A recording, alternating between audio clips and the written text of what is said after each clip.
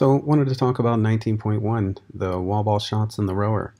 The conversation online was tall people fitness, short people fitness, who has a different advantage for the rowing and the wall ball for 19.1. Tall people have some advantages and they can use that height on the rower, right? And short people, maybe they can use it on the wall balls, or maybe tall people can use it on the wall balls.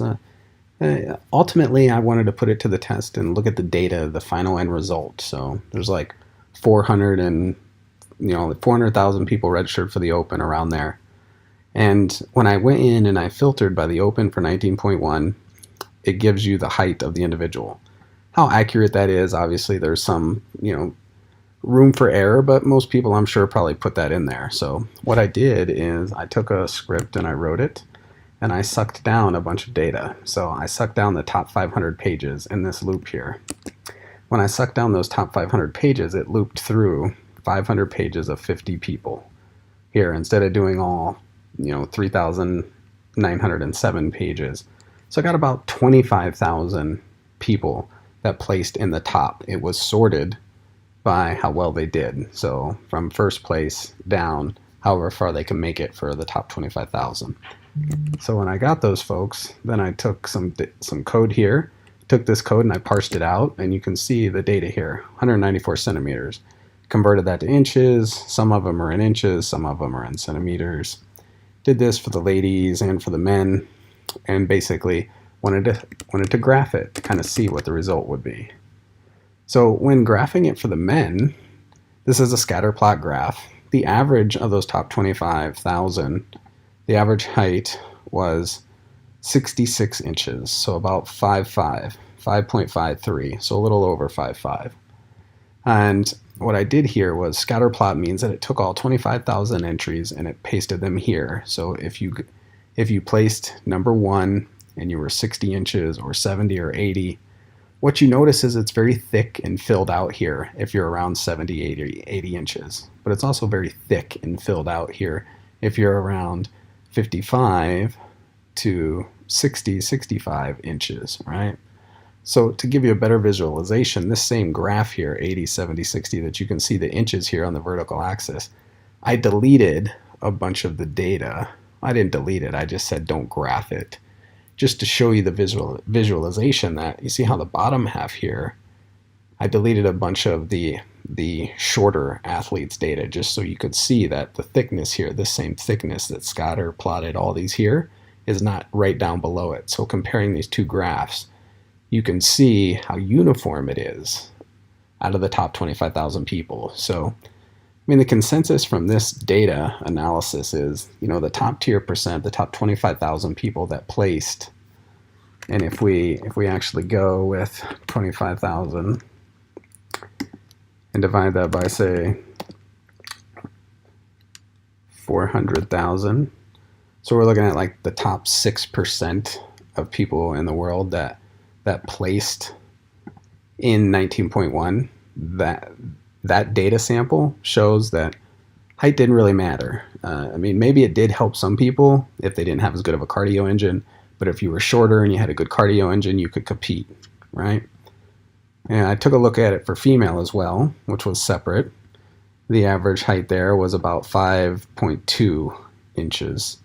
But notice the same thing. The graph came out between 50 inches all the way up to 70, 80 inches here. And even down here, some tall people placing in the top 25,000 or so. This is your placement on the bottom. But basically, it's pretty thick. It's pretty uniform when you look at this space and this space below, which kind of shows that it's not really all about height. There's multiple factors that go into it. So in that first part, I was really looking at the elite athletes, the top, say, 6% of athletes. So then what I wanted to do was compare it more of an understanding against athletes at my gym and where we're at and the people around us at kind of that level, maybe that more mid-range athlete or whatnot. So I took Nicole Johnson, who placed first in 19.1 for our gym. And then I took the next 25,000 females. And then I did the same for the males. I took our first place male, and then I took the next 25,000 people thereafter. And I exported those out just like I did on the prior one. And then I came up with these results. So for the female perspective, there was an average height of about 5 5'1", 5'2" almost. And then in this scatter plot graph, we can see, again, the shorter athletes, 50 to 60 inches here. So it's pretty dense, full of plotted points, which again, these are all the points in these 25,000 entries. With a few of the, you notice the standard deviation is pretty low at 5.4. This standard deviation basically means that there's no huge variation between these heights, so there's not the zeros, the ones, just like in the prior ones. Those bad entries that are kind of bogus, like, oh, I'm 2 inches tall, or I'm 300, I'm 300, 400, 500 inches tall. Like those type of entries were actually removed from these sample sets because there were some bogus entries in there. So what we see though with all these plotted points here is it's very dense here for the shorter athletes, and it's very dense here for the higher athletes. And this is if you're in first place. So this is the first 25,000 if we look at the graph. And then I start to get into, there's about 10,000, the rank of about 10,000 here. We start to get some of this data entry here. So for that WOD, right? So that's why this is all blank here. So the comparison here again for the average athlete is that height didn't play much of a difference. I mean, it might have helped people that didn't have as much cardio. They could leverage their height. And maybe some of the shorter folks here had better cardio and they were able to, cycle and work a little harder, work a little faster, get a couple extra strokes in, to help balance it out. So for the women, again, the average athletes, this graph kind of holds to the top tier athletes, which was interesting. Looking back over to the males, plotting all those, the heights and their ranks, we see the same thing. Around about 10,000 was around where our top athlete was, and a standard deviation of about 6. So if the standard deviation said, 100 or 30 or 40 or 50 or anything large in those numbers, again, that would mean some of these height numbers, the range is really, really off. And that it provides less validity to the actual subset and the sample size of data.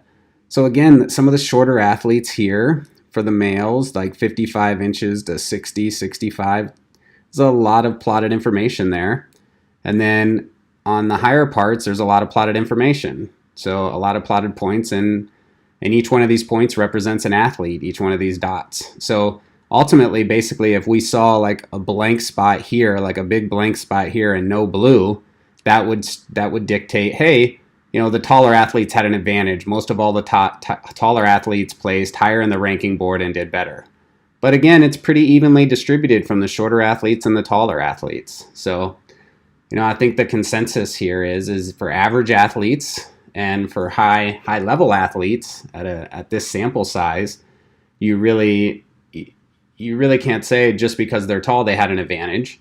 You have your own advantages, maybe with your cardio, maybe with your technique, maybe with the wall balls, right? You don't have to squat as far as them, or maybe your upper body's a little stronger to absorb that ball on the wall ball where they can catch it a little higher, not have to throw it as a higher. So just some analysis there for data for you to draw your own opinions, but I extracted that and wanted it was very interesting to me. I actually thought the taller athletes would have a little more of an advantage here.